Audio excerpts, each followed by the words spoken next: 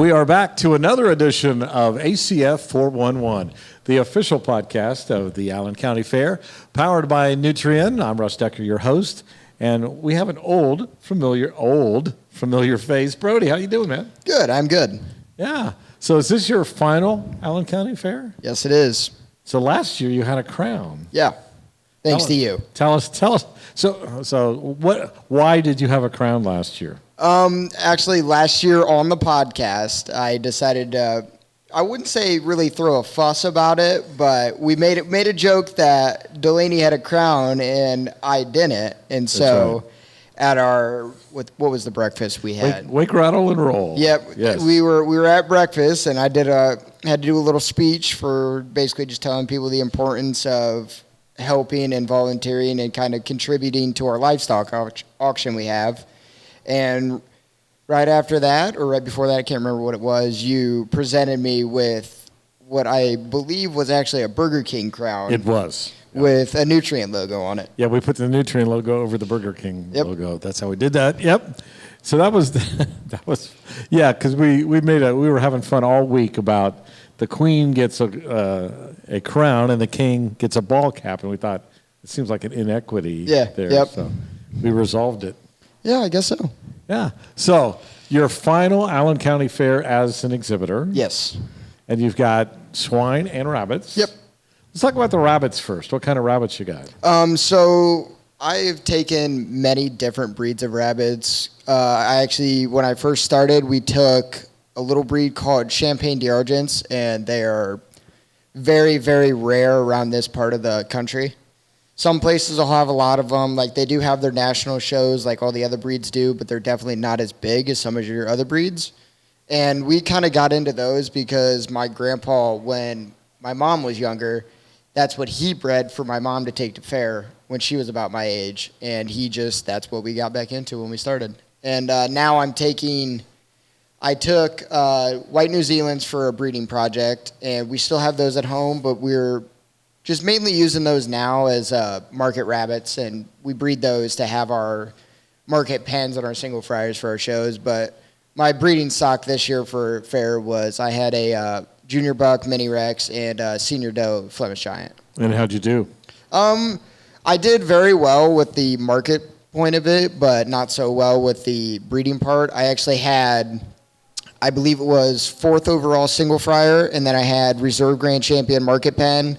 And then the other day I had Grand Champion Born and Raised fryer and Reserve Grand Champion Born and Raised market pen. So as a rabbit expert...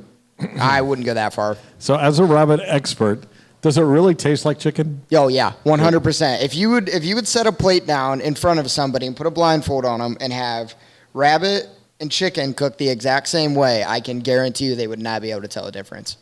So that's true. Yeah. I always thought it was just a punchline, but it's true. I can attest to it. We've had it for many family meals just because we have excess amount of rabbits out in the barn, and they're just good freezer fillers. But people are always afraid to eat them because they're, as people would say, they're so cute and cuddly, but they taste good. Cool. Have they ever bitten you? Yeah. Oh, yeah. Many times. We actually, I guess you could say it's hereditary, but some rabbits will actually get what we call cage dominance, to the point where they do tend to get a little hostile if you go to stick your hands in the cage to, like, get them out for when you have to clean or anything like that. But they do tend to get a little dominant. Really? Wow. Yep. Did not know that. All right, so let's switch gears. Let's move from the rabbit up to the hogs. Yeah. Yeah, what do you got? What do you got this year?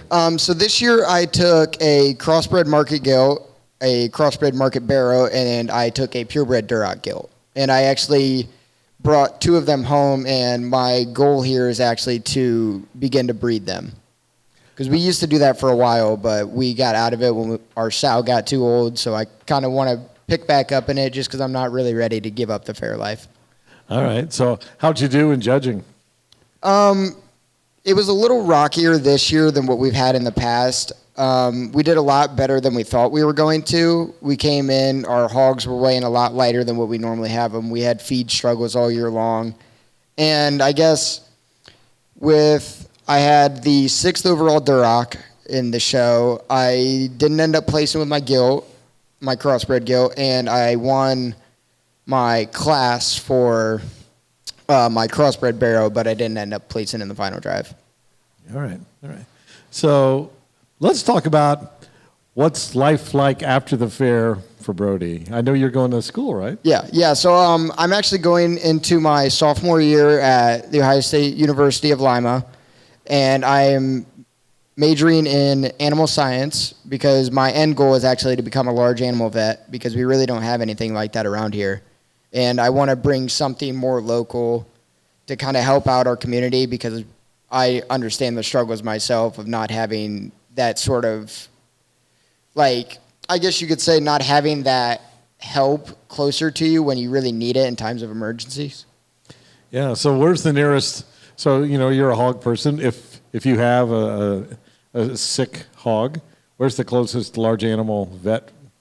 Is it Kenton? No, actually, so the one that we use, which is, in our opinion, the most reliable, we've never had issues with it, and people always say that they've had good experiences with them, is Doc Price up in Upper Sandusky. Upper Sandusky, so Wyandotte County. Yes. So that's a little haul to get here. Yeah, I mean, and when you really think about it, say, in our aspect, breeding, when you go from, you get your hog in the farrowing crate, and she goes into labor, and say she's having trouble, passing hogs, you have to load her up for a C-section, and by the time you get her out of the crate, load her into the trailer, drive all the way to Upper Sandusky, you have to risk losing not only your sow, but also the piglets as well. Yeah, so there was actually just an article on the Ohio State Alumni magazine that talked about the shortage of large animal vets. And one of the things, I guess, that added to that shortage was the pandemic. Yeah. Because they said during the pandemic, a lot of people decided they were home alone, so they got a cat or a dog as a companion. And so a big market was created for small animal veterinarians. So the new vets coming out of school decided, well, there's a ready-made job for me, a ready-made practice, because there are all these dogs and cats, and maybe opted to go small when they might have gone large animal. And so hence we're where we are today. So kudos and good luck on going to vet school. Thank you. That would be great. Oh, yeah. So we've talked about this before, but I think it's a great story. Your most embarrassing moment, you've had a long career at the Allen County Fair. What's your most embarrassing moment here? Oh, there's definitely been a lot, to say the least. I guess I really don't have a most embarrassing, but I have a few that kind of just made me a little, I really wouldn't say embarrassed, but kind of just nervous to, like, go out in front of a certain crowd again. And, I mean, I've had, whether it was messing up a name on announcing for shows and stuff, or I've definitely had a few incidents in the hog barn where I've went for a little bit of a ride. I remember that. Yeah. Backwards, right? Yes. Yep. Tell us about that, about the backward ride on the, that's got to be exciting. Yeah. It definitely is, but you get that heart rush and then you realize this is a little more scary than exciting. See, you're getting older. You're getting wiser. Yeah. Trying to, at least. All right. So we've been asking a lot of people this week. So as you walk around the Allen County Fair, besides all the great junior fair projects, there is a lot of great and unusual fair food available. What is your absolute go-to favorite fair food? So I really don't have a favorite fair food, but I have a favorite fair drink, I guess you could say. Okay. There's a very specific smoothie place right across from the hog barn that they do shaved ice as well, and that has been a staple for me and my grandpa for, I couldn't even tell you how long. He got me into it one time, and to be honest with you, I'm not going to sugarcoat it. I might have a little bit of an addiction. It's got a little steep over the years, and it's gotten to the point where a couple years we've went there so much to the point where they've actually sponsored me. Really? Yeah. So I've gotten a fair vendor to sponsor me because we've been there so much. I'd say you must be a pretty regular customer. I mean, I go up there, and they don't even have to ask me what I want. I just start talking to them as if it's a regular day and hand them my money, and they make it, and we just chit-chat. Cool. Brody, always good catching up with you, man. Yeah, you as well. All right. Have a good time, and we're going to see everybody else around the Allen County Fair.